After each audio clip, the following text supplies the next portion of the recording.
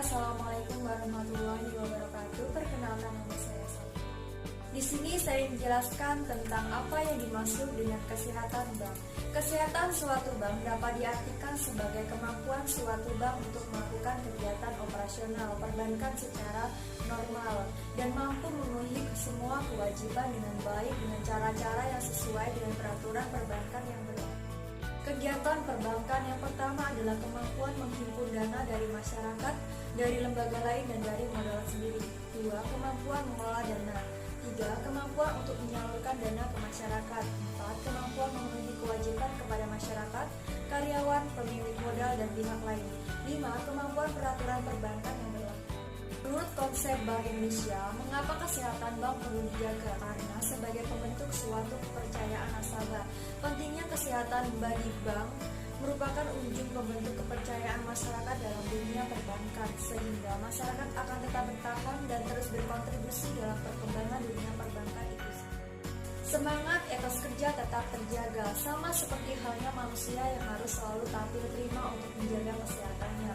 Perbankan juga harus demikian agar tetap semangat, loyal, dan tampil prima dalam melayani nasabahnya.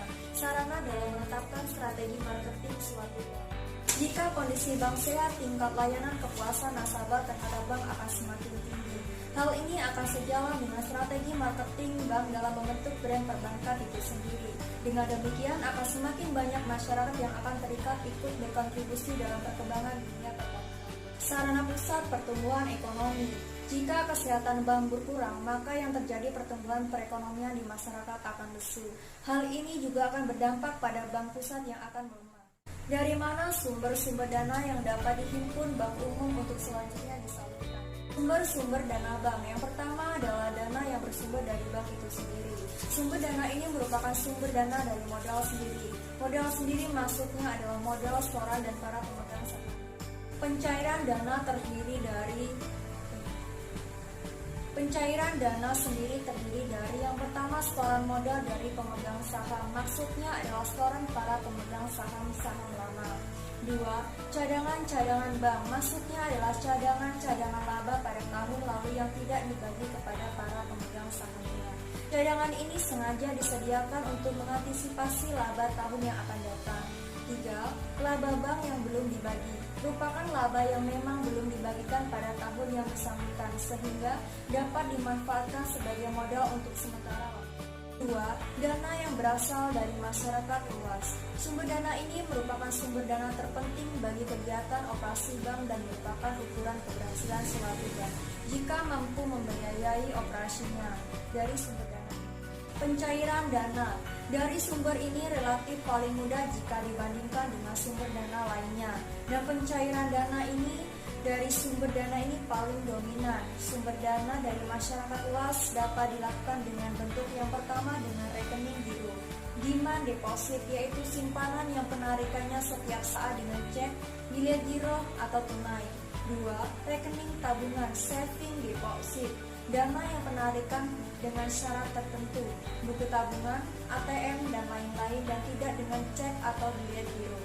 3. Rekening deposit time deposit, yaitu simpanan yang penarikannya hanya saat jatuh tempo sesuai kesepakatan yang berasal dari nasabah atau perorangan deposito yang tidak ditransaksikan. Dalam bentuk apa saja penggunaan dana bank? Penggunaan dana bank adalah menjual kembali dana yang diperoleh dari penghimpunan dana dalam bentuk simpanan. Dana yang berhasil dihimpun oleh bank justru akan menjadi beban apabila dibiarkan begitu saja, tanpa ada usaha alokasi untuk tujuan-tujuan yang produktif. Dana yang telah dihimpun bukanlah dana yang menimbulkan kewajiban bagi bank untuk membayar imbalan jasa berupa bunga. Makna dari Asset Liability Management. Asset Liability Management merupakan proses siklus PDCA, Plan, DO, Check, and Action.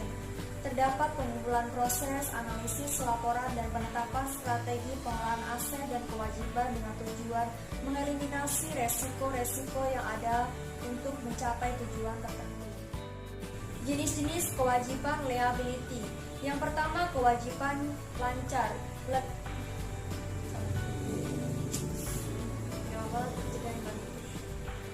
Jenis-jenis kewajiban liability. Yang pertama, kewajiban lancar.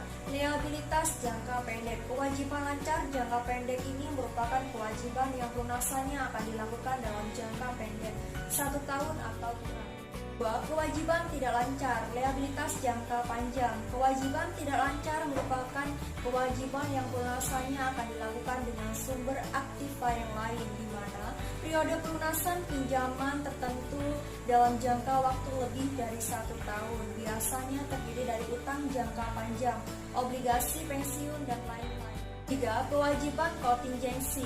Liabilitas kontingensi. Kewajiban kontingensi merupakan kewajiban yang tergantung pada terjadinya atau tidak terjadinya satu atau lebih kewajiban masa depan untuk meneguhkan jumlah hutangnya, pihak yang dibayarkan, tanggal pembayaran atau keberadaannya. Kewajiban ini tidak tercatat dalam pembukuan namun ditunjukkan di dalam raca. Contoh sederhana adalah garansi atas produk. Digunakan untuk menentu suku bunga kredit. Yang pertama, total biaya dana, cost of fund, merupakan total bunga yang dikeluarkan oleh bank untuk memperoleh dana simpanan baik dalam bentuk simpanan giro, tabungan maupun deposito. 2. Biaya operasi. Dalam melakukan kegiatan, setiap bank membutuhkan berbagai sarana dan prasarana baik manusia maupun alat. Penggunaan sarana dan prasarana ini memerlukan sejumlah biaya yang harus ditanggung bank sebagai biaya operasi. 3. Cadang resiko kredit. Merupakan cadang terhadap macetnya kredit yang akan dibiarkan. Hal ini disebabkan setiap kredit yang dibiarkan pasti mengandung suatu resiko tidak terbayarkan. 4. Laba yang diinginkan. Setiap kali melakukan transaksi, bank selalu ingin memperoleh laba yang maksimal. Penentuan ini ditentukan oleh beberapa pertimbangan. Penting mengingat penentuan besarnya laba sangat mempengaruhi besarnya bunga kredit. 5. Pajak. Pajak merupakan kewajiban yang dibebankan pemerintah kepada bank yang memberikan fasilitas kredit kepada nasabah. Pihak-pihak yang terkait dalam transaksi leasing. Yang pertama, leaser. Leaser adalah perusahaan leasing atau pihak yang memberikan jasa pembiayaan kepada pihak lease dalam bentuk barang modal. Leaser dalam financial lease bertujuan untuk mendapatkan kembali biaya yang telah dikeluarkan untuk membiayai penyedia barang modal dengan mendapatkan keuntungan. 2. Lease. Lease adalah perusahaan atau pihak yang memperoleh pembiayaan dalam bentuk barang modal dari lease. Lease dalam financial lease bertujuan mendapatkan pembiayaan berupa barang atau peralatan dengan cara pembayaran angsuran atau secara berkala. Pada akhirnya, kontrak leasing lease memiliki hak opsi atas barang tersebut. Maksudnya, pihak lease memiliki hak untuk membeli barang tersebut berdasarkan nilai sisa. Buyer adalah perusahaan atau pihak yang mengadakan atau menyediakan barang untuk dijual kembali kepada lease dengan pembayaran secara tunai oleh leaser, bank atau kreditur. Dalam suatu perjanjian kontrak leasing, pihak bank atau kreditur tidak terlibat secara langsung dalam kontrak leasing.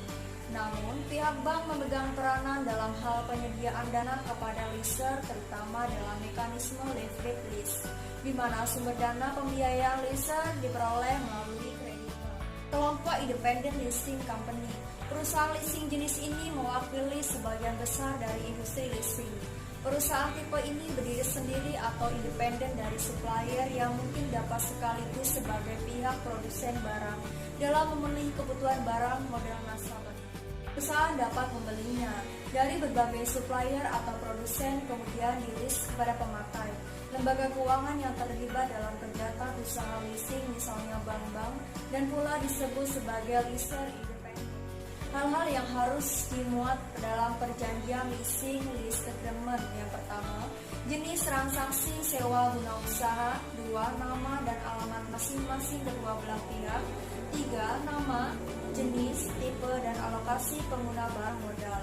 4. Harga pembelian, nilai pembayaran dan pembayaran sewa guna usaha, angsuran pokok pembiayaan, imbalan jasa sewa guna usaha, nilai sisa, simpanan jaminan, dan masa ketentuan angsuran atas barang modal yang disewa guna usahakan. 6. Masa sewa guna usaha. 6. Ketentuan mengenai pengakhiran transaksi sewa guna usaha. yang dipercepat, dan penetapan kerugian yang ditanggung oleh lease dalam hal barang modal yang disewa guna usaha dengan hak opsi hilang, rusak atau tidak berfungsi karena sebab apapun. 7. Opsi barang penyewa guna usaha dalam hal transaksi sewa guna usaha dengan hak opsi. 8. Tanggung jawab para pihak atas barang modal yang disewa guna usaha. Kelebihan leasing dibandingkan dengan sumber pembiayaan lain. Yang pertama, fleksibel. Perusahaan leasing sistemnya kontrak sehingga dapat disesuaikan dengan kebutuhan perusahaan kita. Kemudian besar pembayaran dan jangka waktu pembayaran dapat disesuaikan dengan kondisi perusahaan kita. Kita dapat membuat kesepakatan sendiri dengan pihak leasing sesuai dengan kemampuan perusahaan kita. 2. Tidak diperlukan jaminan. Sesuatu yang menarik dari leasing ini adalah tidak meminta jaminan dari lease. Namun, kita dapat memiliki hak atas barang modal berdasarkan aktiva yang di-lease. Pendapatan dari aktiva itu sendiri yang merupakan jaminan dari lease tersebut. Cepat dalam pelayanan. Prosedur leasing sangat sederhana sehingga pelayanannya sangat cepat dan mudah, sehingga mempermudah dalam pembiayaan.